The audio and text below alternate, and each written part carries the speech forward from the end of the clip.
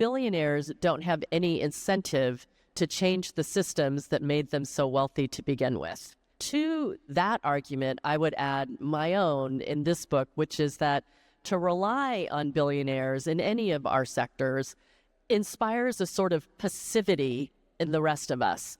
And our system, this democracy, doesn't work when we are passive. Welcome to API Futures, a podcast by Ascend where we empower global leaders of tomorrow. Here's our guest host for this episode. My name is Nydia Han. I am honored to be your host tonight.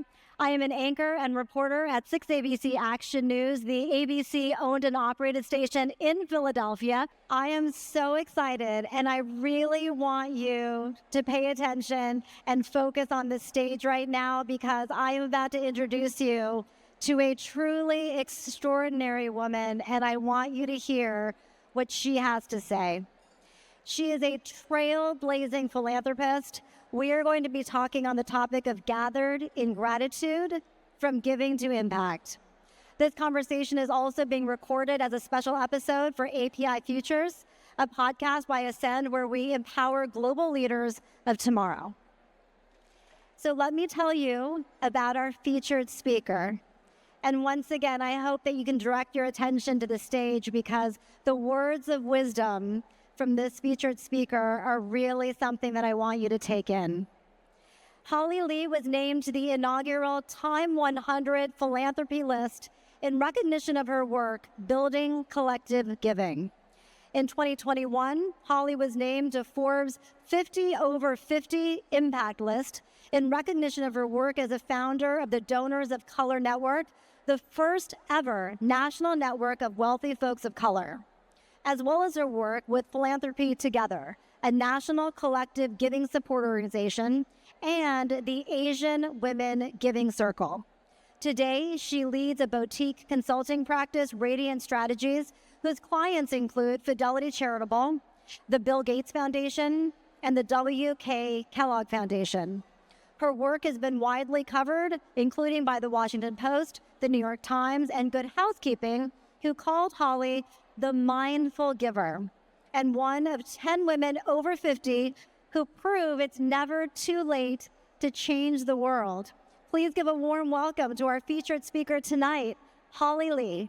It is such a pleasure to sit with you and talk with you. I've so been looking forward to this conversation. Thank you for being here. It's such a pleasure to be here, Nydia, and thank you for being in conversation with me. And we're related, which we're going to talk about in a minute. I also wanted to thank Allie and Michelle and Allie's mother and Anna and all the people at Ascend who've welcomed me to this new family for me. Thank you for having me. So Hali was in Dublin, Ireland as of yesterday, flew back to New York City, and then flew here today. She is amazing. And we did realize today that we are related. So there's only one branch of the Korean Han family, and Hali's mom is a Han. Yes. And my dad is a Han. Yes. So, cheers. So Hali, your journey from immigrant to a leader redefining philanthropy is extraordinary. Talk about what shaped your understanding of giving. That's a big question, and I think I'll take this opportunity to bring into the room my Han ancestor. I'm the granddaughter of Han Chi-jin, who was a freedom fighter. The generation of Korean Americans who are my parents' generation and my grandparents' generation lived through over 100 years of pretty brutal colonial occupation and rule. And my grandfather was imprisoned by the Japanese Imperial Army for his sin of being a scholar of Korean American history and a freedom fighter. And then he barely survived. And then just 5 years after that, a few short years after that, he was taken away by what became the North Korean Army and never heard from again, leaving my grandmother to raise her 6 children, my mother being the oldest of those 6, as a single mother and as a refugee in the southern part of Korea. And this is a story that every single Korean American family in this country understands and knows and shares because we all lost people during these 2 brutal wars. My family immigrated to this country a few years after the Immigration Act of 1965 that opened up the borders of this country to people who came from other than Western European countries. So my family got to benefit from that Immigration Act of 1965. And came here, as did lots of other Korean Americans. And many Korean Americans who came during that time were football fans. We ended up in weird places. I grew up in Kansas City. And one of the themes, Go Chiefs, they were so bad when I was growing up. And my dad always had season tickets. And we used to go to Chiefs games and freeze our butts off because it was so cold and watch them lose. So now that they're really good, it's been really fun for my whole family. So this is not something we discussed, because had I known that you're a Kansas City Chiefs fan when I'm an Eagles fan, Oh, no. this would have been a very different conversation, Holly. We can still be friends. We can still be relatives. But the issue of belonging and who belongs and who doesn't belong and who gets to decide who belongs is very much alive today. And I think that every single one of us in this room has experienced a moment or multiple moments of being told that we don't belong, being made visceral to us in some way that we don't belong. And growing up in Kansas City, my brother and I were always the only Asian kids at our school until Kim Wong came in 5th grade, and we're friends to this day.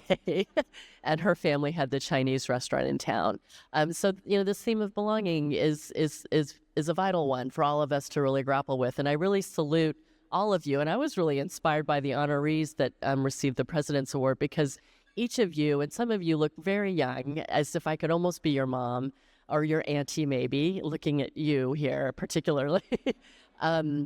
You're building belonging within your communities and within your workplaces and within your Ascend chapters. I don't know what you call them. And I just salute you for doing that, because we need to do that more than ever, I think, right now in our country.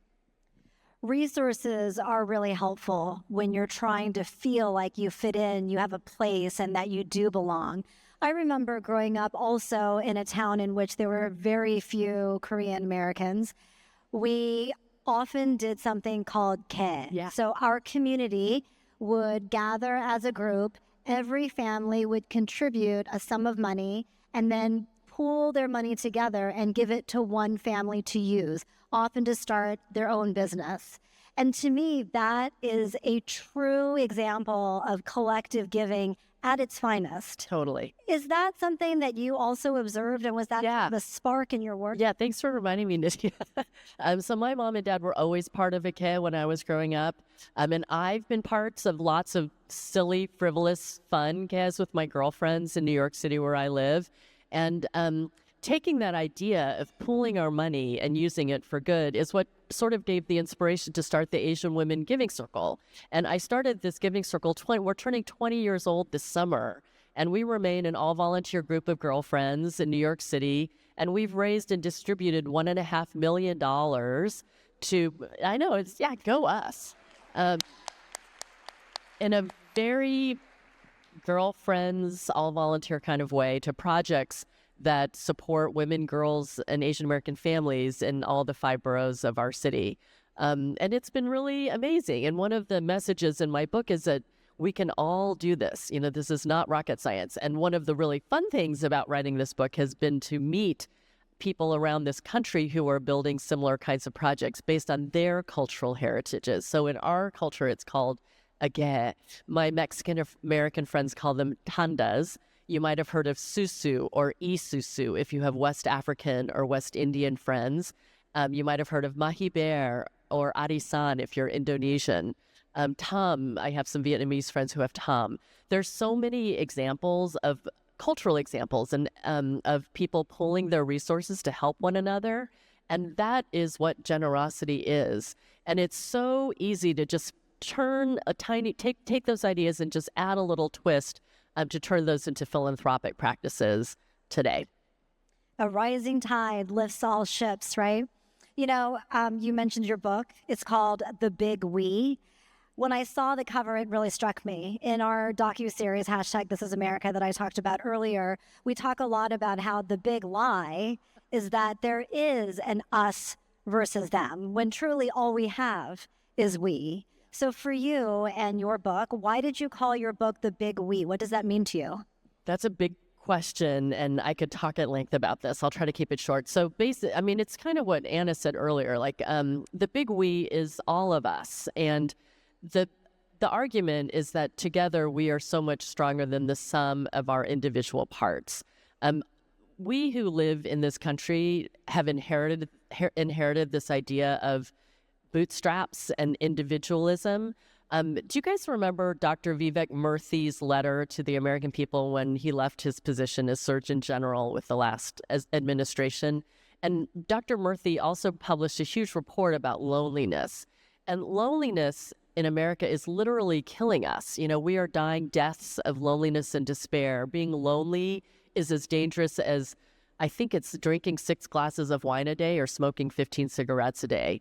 Loneliness is a crisis in many, many cities and countries around the world, and mayors around the world are trying to tackle the economic costs of being lonely. And the antidote to loneliness is belonging. It's one of the crises, mental health and economic crises of our time, I think, that actually can be solved without a ton of money. And it can be solved by all of us. So that's a piece of the context for why I wrote this book.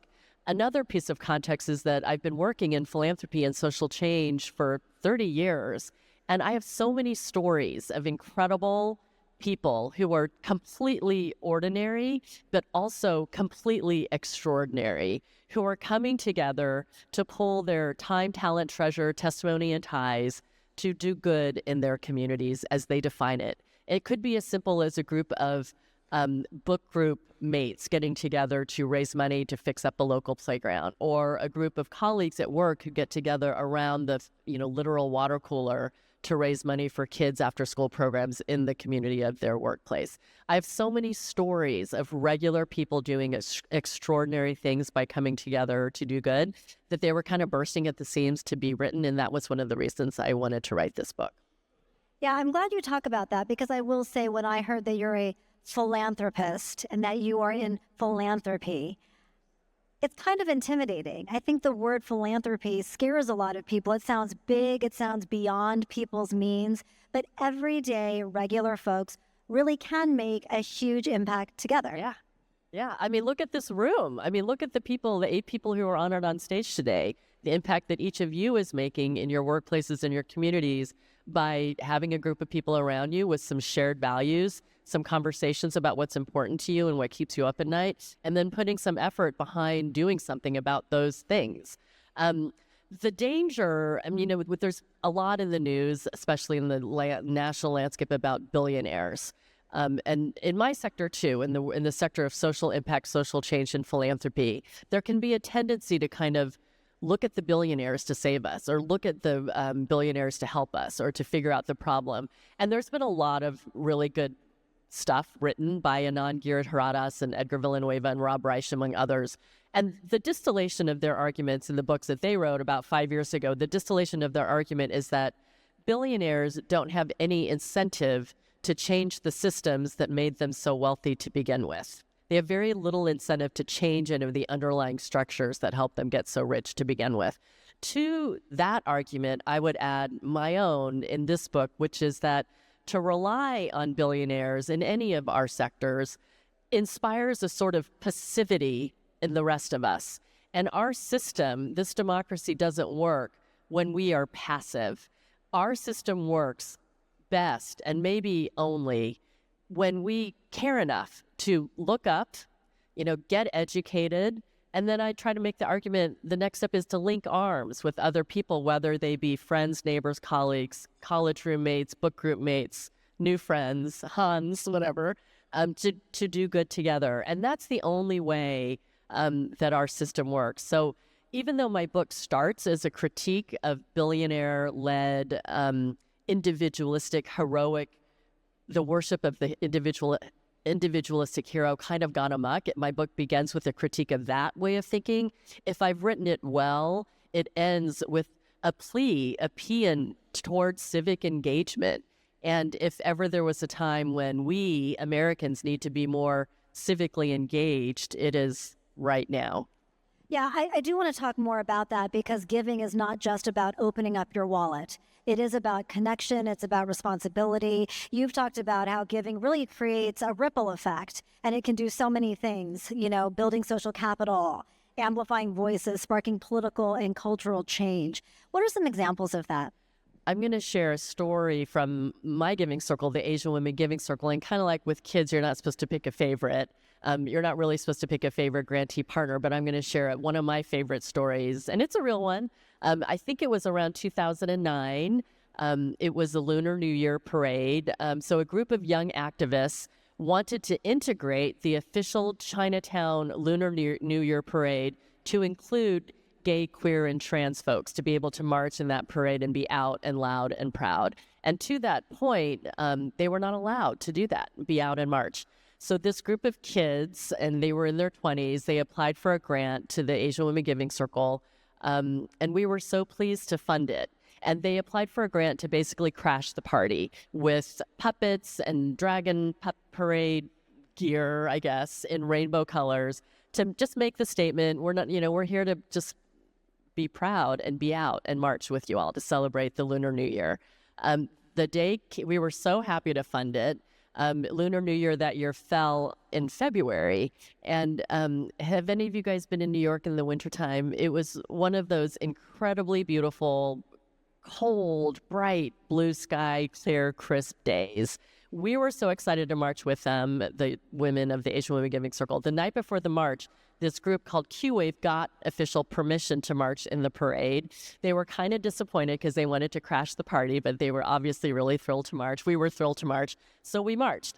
And it was a blast. That night, as my husband and I were cooking dinner with our kids, this was covered on my local NPR station. The Times covered it. Time Out New York covered it. Q-Wave, this organization, made history by integrating the official Chinatown Lunar New Year parade to include gay, queer, and trans people. It changed history for Asian Americans in New York City. They beat the Irish in this regard. And guess how much their grant was from the Asian Women Giving Circle?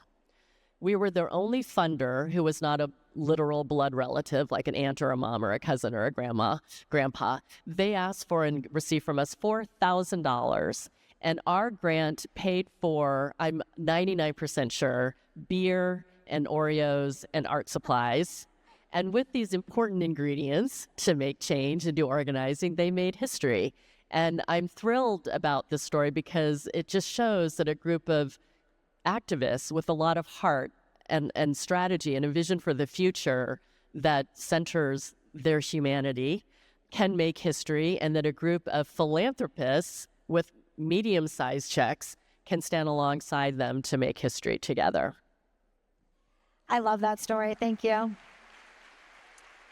So giving is about the greater good, but I was also struck by something you said to me earlier today, that one of the surprising impacts of the Asian Women's Giving Circle was sisterhood and the benefit that it held and provided for all of you who are giving. Can you talk more about that?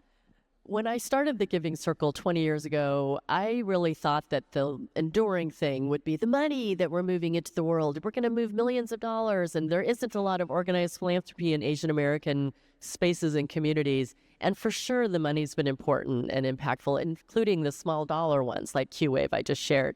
But the thing that I think I'm most proud about looking back is the sisterhood. I shared that I grew up in Kansas City, and my brother and I were the only Asian kids at our schools. And I think looking back in hindsight that I started the Giving Circle so that I could have for the first time ever Asian American girlfriends. Growing up where I did and going to college where I did at that time, I never had that chance before. So with the hindsight of being now in my 50s, I can acknowledge and know for myself how important it is to have girlfriends who look like me, even though we come from really different Asian American backgrounds and ethnicities and immigration trajectories. And I have a sneaky feeling that for some of you in this room, wherever you grew up, whether it was with lots of Asian American people or not, one of the things you're finding really valuable is connecting with other Asian American people across differences in order to do good together. We belonged to a Korean American church growing up, and so the kids at that church became my family members, but I did not have Asian American friends at school. There weren't any Asian American kids. And so it wasn't until I was really a grown-up and through the Asian American Journals Association that I met and made really good friends with other Korean Americans and Asian Americans. And it is a different relationship and just so meaningful. And so I'm also so happy to have discovered that later. Totally. I mean, when those horrible shootings happened in Atlanta of the spa workers, this group of girlfriends, we were the first call. You know, like we women of the Asian Women Giving Circle just got it instantly, that toxic, perfect storm of misogyny and anti-immigrant sentiment and the sexification of Asian women's bodies and all of the things. Like, we didn't even have to really talk about the things because we all just understood them. Sort of also like with Q-Wave, this group of kids that we funded to integrate the Lunar New Year parade in New York City. We knew how important that issue is because in our families, all of our families in my giving circle, it can be very hard to be gay and be out. And we have funded, it's my aunties too, you know, just like these kids were describing to us. So we have funded in that area since day one. And, you know, we hear and talk a lot about this idea of proximity in my space of social impact and philanthropy and social change. And that's proximity, right? Because we get it because we know it. It's our families too. So when we want to fund in a certain area, it comes from a kind of a deeper place because it's a shared understanding. Another reminder of why it's so important that we don't leave it to others, to billionaires, to solve our problems, and that we really dig in and make some impact on a grassroots level. What legacy do you hope to leave behind for the next generation of Asian leaders and givers? And what call to action do you have for the people in this room tonight? One of the metaphors that wends its way through my book is a kitchen table. And the reason is that kitchen tables have been the locus of a lot of powerful organizing in this country always, especially by and for women, people of color, immigrants, and queer folks. So my plea, my call to action to all of us in this room, in this moment when we need civic engagement more than ever, is to think about and imagine your kitchen table as a locus for organizing. It can be the break room table at work. It can be a living room. It can be a favorite restaurant, a table at a favorite restaurant. It can be your kitchen table. To that metaphor, I want to add a tweak, which is think about adding a leaf or two or a few seats at the table to your kitchen table to include and invite people who are just outside your regulars. And the reason it's important to do that is because we don't need more echo chambers. We don't need more reifying all the things that we think we already know. So if we could just add a few seats for people who are just a little bit different than you and me, then that can help us always be learning and always be humble and always be expanding what our understanding of our world is. And to close my time with you, I want to share one more story of my mother-in-law. She's 96 years old, and she lives in rural Connecticut. And a few years ago, when she was the spry age of 92 or maybe 93, her kitchen table became the locus of flipping a state legislative seat in her town. She wanted to back a candidate who was a woman and younger and from a different party than the incumbent in this Connecticut State House. And she called the campaign office and said, how can I help? As someone who's lived in this town since the 70s, 93-year-old woman, how can I help? So they came up with this plan for Aka, we call her Aka, to host a weekly tea party around her kitchen table for about 12 weeks during the summertime ahead of the election in November. So Aka did this over the course of about 12 tea gatherings at her place around her kitchen table. She figures she hosted about 75 individuals from neighboring towns to come and meet the candidate and also meet her. That election in November came down to a recount because it was so close. The challenger, the younger woman who's from the party that my mother-in-law supports, she won that election by 66 votes. She hosted 75 people at her table. The campaign maintains to this day that Aka's tea parties made a material difference in flipping that legislative seat, and that seat has been continued to be held by this person, this challenger. That's the power of a kitchen table. It is not rocket science. It is something that all of us can do We all have a table. We all have friends we can invite. We can host conversations around what's important to us and what's keeping us up at night. So my challenge to you is to do it like the Nike ad. Just do it. It is never too old to make a difference. You're never too young to make a difference. And I love the call to action to not only create a kitchen table, but to expand it. I do think it's so important that we stop just preaching to the choir, right? And we really figure out a way to get everyone to come to the table to have a productive discussion and to also do incredibly impactful work. Hali Lee, thank you so much for joining us. Thanks for having me. Thank you for including me at this giant kitchen table tonight. And again, your book, The Big We, it's really awesome.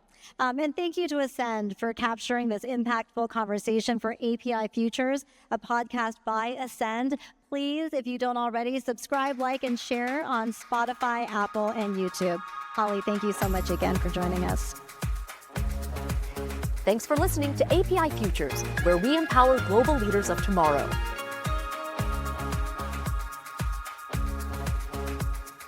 Subscribe on Apple, Spotify, Amazon Music, and YouTube.